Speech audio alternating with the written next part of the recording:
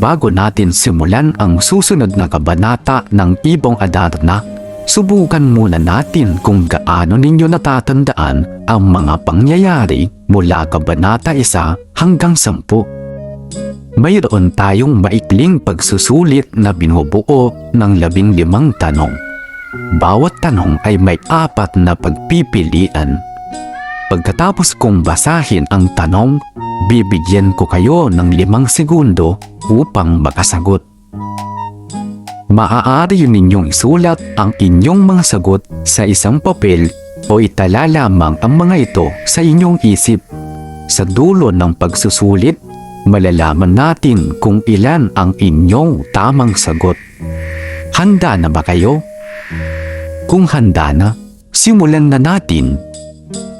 Ikaunang tanong. Sino ang hari ng kahariang Berbanya? A. Don Juan, B. Don Fernando, C. Don Pedro, o D. Don Diego?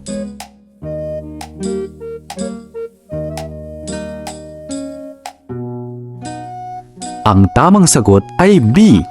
Don Fernando. Ikadalawang tanong.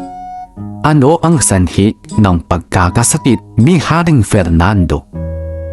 A. Pagkalason, B. Sumpa ng diwata, C. Napanaginipan niyang pinatay si Don Juan, o D. Sugatan sa digmaan?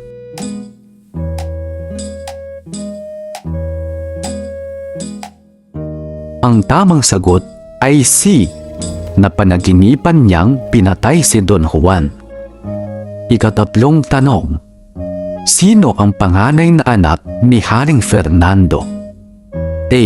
Don Juan, B. Don Diego, C. Don Pedro, o D. Don Luis?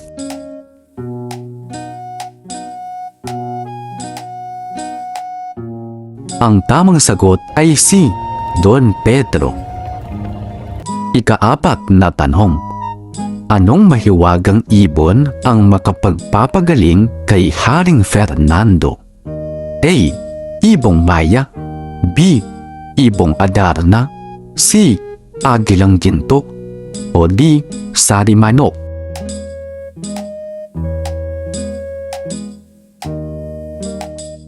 Ang tamang sagot ay B. Ibong Adarna. Ikalimang tanong. Saang puno matatagpuan ang ibong Adarna? A. Balete, B. Acacia, C. Piedras Platas, o D. Nara?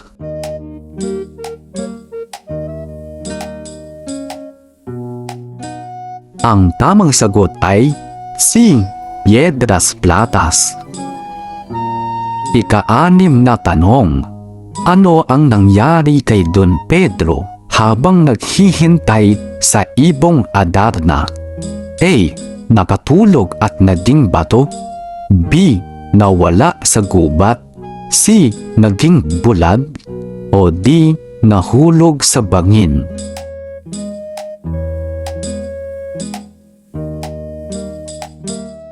Ang tamang sagot ay A. Nakatulog at naging bato. Ikapitong tanong. Sino ang sumunod na naghanap sa ibong Adarna matapos si Don Pedro? A. Don Juan, B. Don Luis, C. Don Diego, o D. Ermitaño?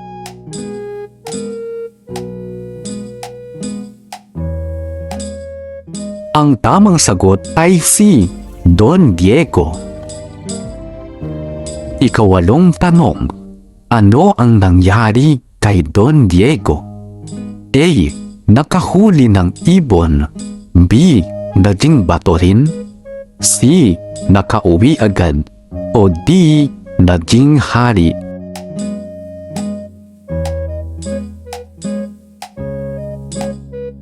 Ang tamang sagot ay B. Naging bato rin. Ika-9 na tanong. Sino ang huling naglakbay upang hanapin ang ibong Adarna? A. Don Pedro, B. Don Diego, C. Don Juan, o D. Haring Fernando?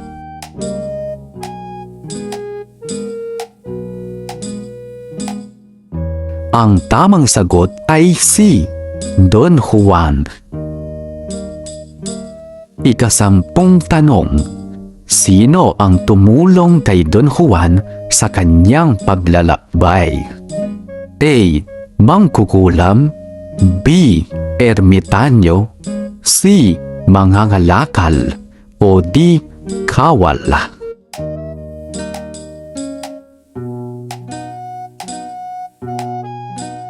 Ang tamang sagot ay B. Ermitanyo. Ika-11 tanong. Ano ang ibinigay ng ermitanyo kay Don Juan upang matulungan siyang mahuli ang ibong Adarna? A. Espada at kalasag, B. Dayap at labaha, C. Ginto at pilak, o D. Busog at palaso?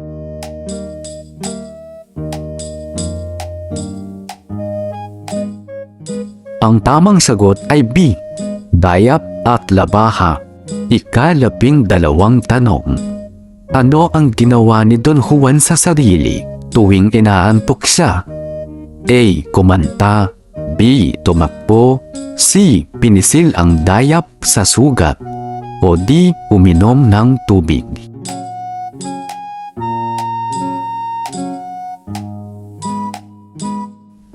Ang tamang sagot ay C. Pinisilang dayap sa sugat. Ika-13 tanong. Paano nahuli ni Don Juan ang ibong Adarna? A. Tinudla ng palaso, B. Gumamit ng lambat, C. Hinintay itong makatulog at hinuli, o D. Pinakain ito?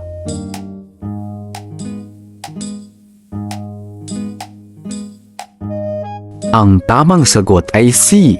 Hinintay itong makatulog at hinuli. Ika-14 tanong. Paano napalaya ni Don Juan ang kanyang mga kapatid? A. Ginamitan ng espada, B. Binuhusan ng tubig, C.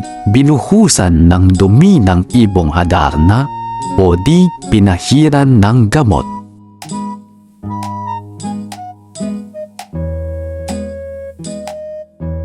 Ang tamang sagot ay B.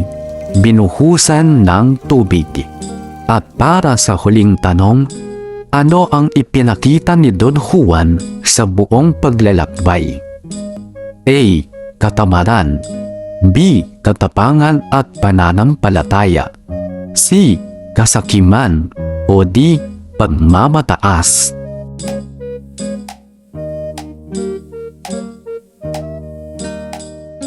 Ang tamang sagot ay B. Katapangan at pananampalataya. Tapos na ang ating pagsusulit. Ngayon, bilangin ninyo kung ilan ang inyong tamang sagot. Kung nakakuha kayo ng 13 hanggang 15 tamang sagot, napakahusay! Tunay kayong taga-subaybay ng ibong Adarna. Kung 10 hanggang 12 naman, magaling, malinaw na nauunawaan ninyo ang kwento. Kung 7 hanggang 9, ayos lang yan. Kaunti pang balikan sa mga nakaraang kabanata at mas gagaling pa kayo. At kung 6 pababa, huwag mag-alala, maaari ninyong panoorin muli ang mga naunang kabanata upang mas maintindihan ang kwento. I-comment ninyo sa ibaba ang inyong score. Gusto kong malaman kung ilan ang nakuha ninyo. At kung nagustuhan ninyo ang video, huwag kalimutang mag-like, mag-subscribe, at pindutin ang notification bell. Salamat sa panonood!